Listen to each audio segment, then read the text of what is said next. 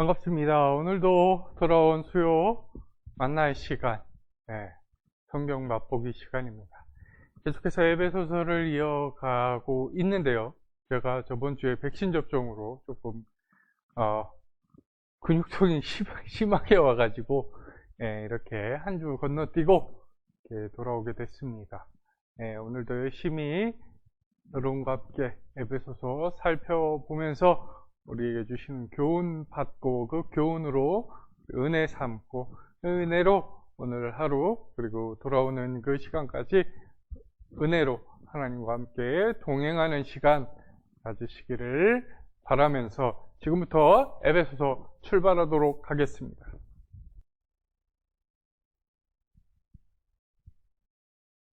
네, 에베소서 계속해서 이어가 보도록 하겠습니다. 오늘 본문 말씀은 에베소서 1장 7절부터 12절까지의 말씀 보도록 하겠습니다. 함께 읽겠습니다. 우리는 그리스도 안에서 그의 은혜의 풍성함을 따라 그의 피로 말미암아 속량 곧 죄사함을 받았느니라. 이는 그가 모든 지혜와 총명을 우리에게 넘치게 하사 그 뜻의 비밀을 우리에게 알리신 것이요 그의 기뻐하심을 따라 그리스도 안에서 때가 찬 경륜을 위하여 예정하신 것이니 하늘에 있는 것이나 땅에 있는 것이 다 그리스도 안에 통일되게 하려 하심이라. 모든 일을 그의 뜻의 결정대로 일하시는 이의 계획을 따라 우리가 예정을 입어 그 안에서 기업이 되었으니 이는 우리가 그리스도 안에서 전부터 바라던 그의 영광의 찬송이 되게 하려 하심이라. 아멘. 오늘 본문에서는 예수 그리스도의 구속 사역을 찬양하고 있습니다. 그리스도를 중심으로 한 구속 활동을 진술하고 있는데요. 사도 바울은 이 본문을 두 부분으로 우리가 나눠 볼 수 있겠습니다. 첫 번째는 구속이고요. 두 번째는 유업입니다. 사도 바울이 왜 이 두 가지를 중점적으로 두면서 이렇게 7절부터 12절까지를 진술하고 있는지에 대해서 한번 차근차근 살펴보도록 하겠습니다. 첫 번째로 구속입니다. 이 구속은 7절에 보시면 속량이라고 말합니다. 근데 이 속량은 구속이라는 뜻이랑 단어랑 똑같이 쓸 수 있습니다. 그도 그럴 것이 개역 한글 새번역 바른 성경은 구속이라고 이렇게 번역을 했고요. 개역 개정은 속량이라고 번역을 했고요.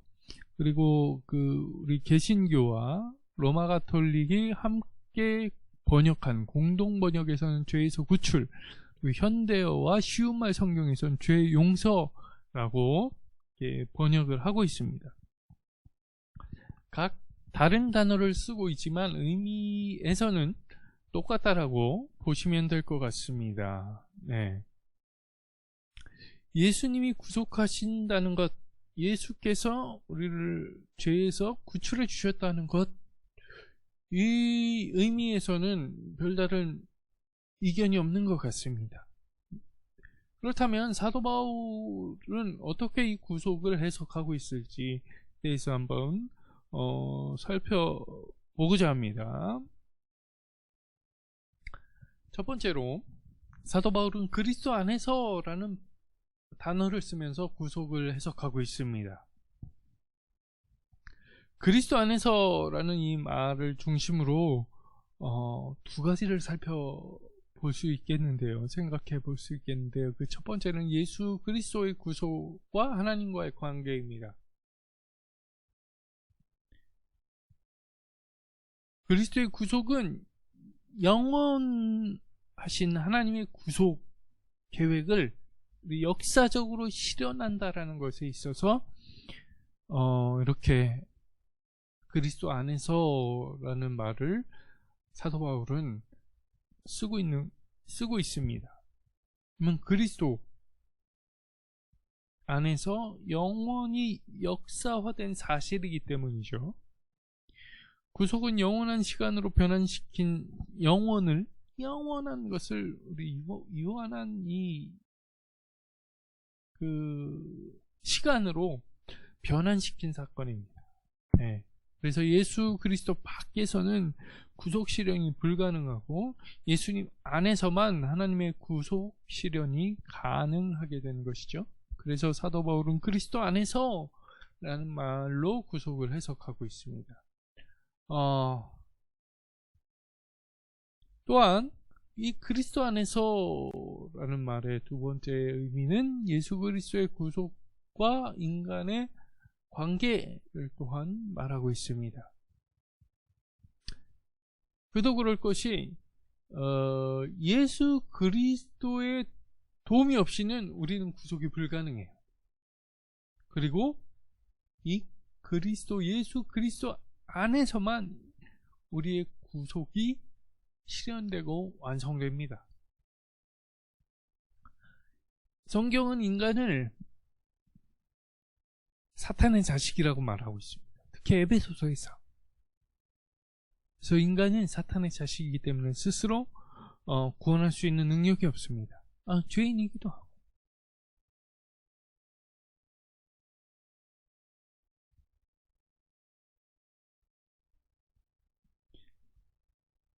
이 구속이라는 것은요, 인간이 억압당하고 있다라는 전제를 깔고 있습니다. 왜 억압을 당합니까? 사탄의 꼬임에 넘어가서 죄를 지었죠. 그러니까 하나님의 자녀를 임을 버리고 사탄의 자식으로 가버린 거예요. 그러니까 하나님께만 그 권한이 있는데 사탄의 자식이 되니까 그 권한을 행사할 수 없어. 왜? 우리 아빠는 사탄이야. 그거에 대한 권한이 없는 거예요. 그래서 예수님께서 이 땅 가운데 오셔서 그것을 실현해 버리신 거예요. 그러니까 하나님의 아들이신 예수 그리스도 안으로 우리가 편입이 되면 구속이 된다라는 거죠. 구원이 된다라는 거예요. 그 이름을 믿는 자에게는 하나님의 자녀가 되는 권세를 주셨다라고 요한복음 말하고 있지 않습니까? 그리스도 안에서만 인간이 구속된다라는 이 사실을 우리가 똑똑히 기억해야 합니다. 한 걸음 더 나아가서 이 구속을 어떻게 해석하고 있을까 해서 사도 바울은 예수 그리스도의 피로 말미암아라고 또한 증언하고 있습니다. 이 피로 말미암다라는 말에는 5가지 중요한 의미가 담겨져 있습니다. 첫째로는 예수의 피를 구속의 도구로 삼았다라는 것입니다.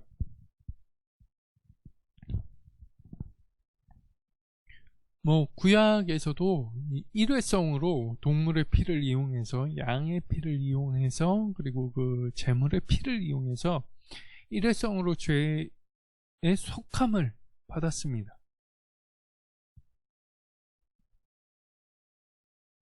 근데 이제 그 자리에 나아갈 때 매번 제물을 가지고 제물의 피를 뒤집어 쓰면서 죄의 용서를 바랬어요.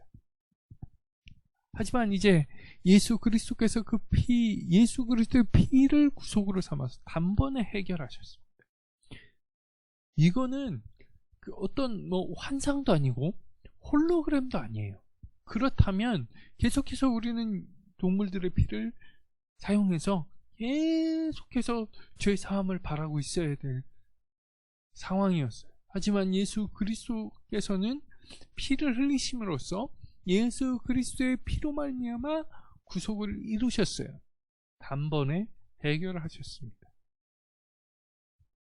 그것을 예수 그리스도의 피로 말미암아라는 말로 사도 바울은 말해주고 있는 것이죠. 또한 이 사건에 대해서는 인간의 죄악의 극치를 보여주고 있습니다. 얼마나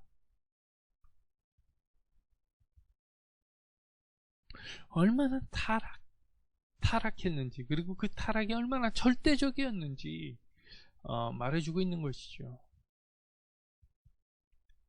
앞에서 말씀드렸지만 동물의 피를 일회성일 뿐이에요. 계속해서 인간은 또 죄사함을 받고도 또 죄를 질 수 있는 연약한 존재입니다. 그러니까 계속 매번 피를 받았어야 돼요. 얼마나 이 죄악의 극치 악한 존재인지를, 사탄의 자녀였었던 이 인간을 얼마나 잘 묘사해주고 있는지 모릅니다. 세 번째는 이렇게 악한 존재이지만 하나님께서 얼마나 인간을 사랑하셨는지 크신 사랑을 보여주고 있습니다. 이 구속을 위해서요, 구속을 위해서 가장 값비싼 그 값을 치르신 분이 바로 하나님이십니다. 인간을 사랑하시되 그의 아들을 십자가에 달아 피 흘려 죽게 하신 사랑까지 우리에게 보여주셨습니다. 그것을 에베소서 2장 4절이 말하고 있고요, 에베소서 2장 13절은 이 그리스도의 피로 말미암아 멀리 있던 자가 가까워졌다라고까지 말씀하십니다. 즉 이 그리스도의 피는 하나님과 인간의 연결을 성취한다는 것을 또한 의미하고 있습니다.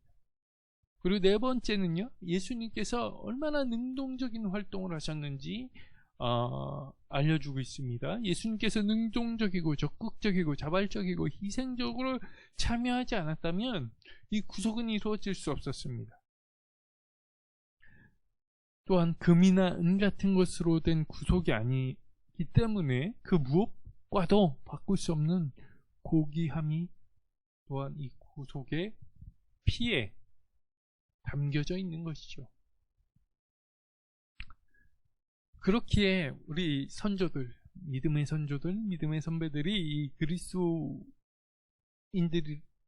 표현을 해야겠죠. 이 그리스도인들이 목숨을 버리면서까지 이 구속을 부인하지 않았던 이유가 그겁니다. 이것을 알았기 때문에.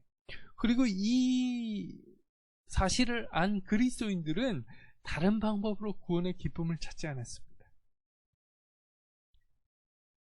금전적으로 조금 이제 손해를 보더라도 내가 세상적으로 알려지지 않고 숨은 곳에서 하나님을 예배하고 하나님께서 주신 일이 작지만 열심히 하는 그 행동이 왜 나왔냐? 그리스도의 피로 말미암아 내가 구원받았다는 사실을 너무나 잘 알고 있기 때문에 기쁨이 넘치는 거예요. 한간에 어떤 종교는 내가 막 고행을 통해서 업적을 쌓고 착한 일을 많이 해서 공적을 많이 쌓으면 뭐 내가 도를 많이 닦으면 신선인의 경지에 올라가고 신선이 되면 내가 구원을 받는 줄 알아요. 그리고 내가 고행을 통해서 뭔가 많이 고통스럽게 하나님 앞에서 그 내가 믿는 신 앞에서 그렇게 하면 구원의 기쁨이 찾아오는 줄 압니다. 그런데 아니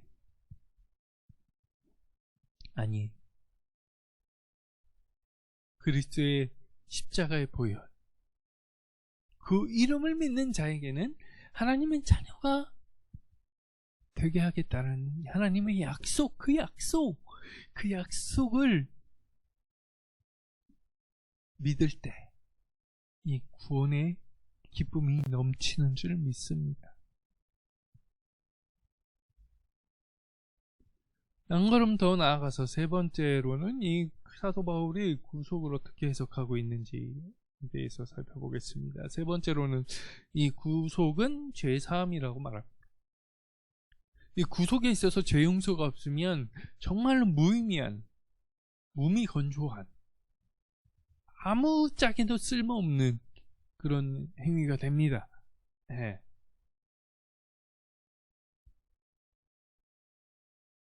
아무짝에도 쓸모가 없죠. 뭐 앞서 이렇게 번역본도 말씀드렸지만 그 의미에 있어서는 이 죄 용서가 꼭 들어갑니다. 네. 물론 이것이 구속의 일면만을 가리키지만 구속에 있어서 정말 이 죄 용서가 없다면 무의미하죠. 죄 용서가 없이 너 구속했어 라고 하면 너는 한국 시민인데 그냥 감옥에 있어. 네? 혹은 거지한테 씻지 말고 그냥 내가 새 옷 줄 테니까 입어. 냄새는 그대로 나요. 그렇죠? 혹은 돼지 목에 진주 목걸이를 걸어두는 꼴입니다. 이 사죄가 없는, 죄사함이 없는 구속은 인간을 정신병자로 만들어버립니다. 예전에 어떤 영화인가요?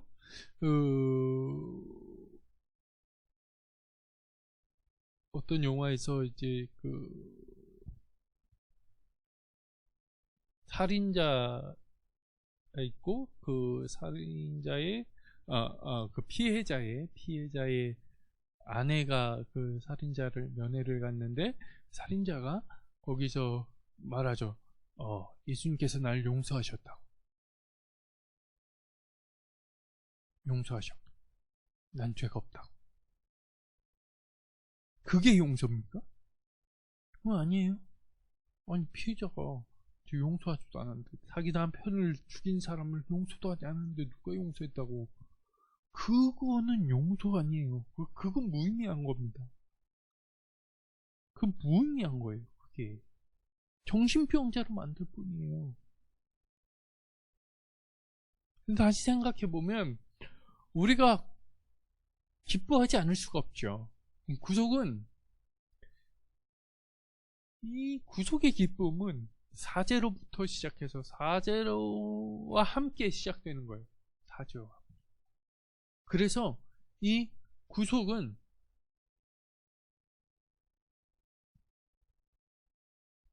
하나님의 풍성함에 따라 우리에게 주어지고, 이 구속의 동기 또한 이 은혜의 풍성함이라는 거예요. 그래서 이 구속은 하나님의 선물이라고 말하는 것입니다. 마찬가지로 이 구속은 믿는 것, 내가 구속되어서 예수 그리스도께서 나를 구원하셨어, 이걸 믿는 것 또한 이제 하나님의 선물이죠. 함께 오는 것이죠.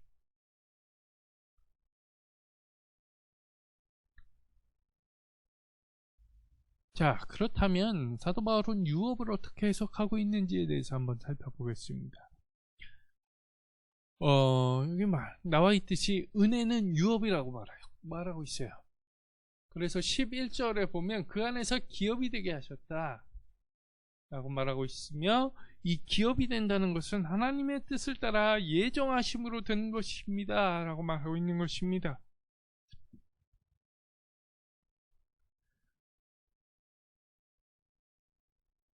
그러니까 사도 바울은 여기서 하나님이 자의적인 엄청난 능력자로 이해하고 있다라고 우리가 생각하시면 됩니다. 그러면 성도가 이 기업이 되는 목적이 무엇일까? 그 목적에 대해서도 정답이 12절에 나와 있는데, 그의 영광이 찬송이 되게 하기 위해서 우리를 기업으로 삼으신 겁니다. 네. 영광이 찬송이 된 까닭은 그리스도 안에서 전부터 바라던 자들이기에 라고 말하면서 우리가 하나님의 영광의 찬송이 되기 위해서 열심히 살아야 된다라고 말하고 있어요. 이런 시도는 참 성도와 교회가 얼마나 존귀하고 영광스러운 존재인지, 내가 세상 사람들과 비교했을 때 아무리 많이 떨어져도 내가 성도예요, 하나님을 예배하는 예배자입니다, 얼마나 존귀하고 영광스러운 존재인지에 대해서 자각시키는 말입니다. 이를 에베소서 5장 27절은 이렇게 말하고 있어요. 우리 함께 읽고 기도하겠습니다. 자기 앞에 영광스러운 교회로 세우사 티나 주름 잡힌 것이나 이런 것들이 없이 거룩하고 흠이 없게 하려 하심이다. 자, 그러므로 하나님이 찬송이 되는 우리는 존귀와 영광을 한껏 뿜어내면서 그리스도의 향기를 저 세상 가운데 흘려보내는 자가 되어야 될 것입니다. 오늘도 하나님께서 예정하신 대로 하나님의 기뻐하시는 기업으로서 하나님을 찬양하며 존귀와 영광을 하나님께 드리며 살아가시기를 주의 이름으로 소망합니다. 기도하겠습니다. 하나님 감사합니다. 오늘도 에베소서 1장의 내용을 통하여서 7절과 12절의 내용을 통하여서 예수 그리스도의 구속 활동을 살펴봤습니다. 하나님, 예수 그리스도 안에서 우리가 구원받고 예수 그리스도의 보혈로서 우리가 단번에 구원 받았습니다. 이것 또한 하나님의 은혜요 하나님께서 주신 선물입니다. 하나님, 그 선물을 잘 지키며 우리가 살아가야 될 것입니다. 그 선물 그리고 그 믿음 지키며 살아가게 하시고, 또한 우리는 하나님의 기업으로서 세움받았으니 그 기업의 뜻대로 하나님께 영광을 돌리며 찬양을 돌리며 하나님을 생각하며 하나님께 집중하며 하나님의 기쁨이 되는 기업으로서 살아가게 하여 주옵소서. 예수 그리스도의 이름 받들어 기도드리옵나이다. 아멘.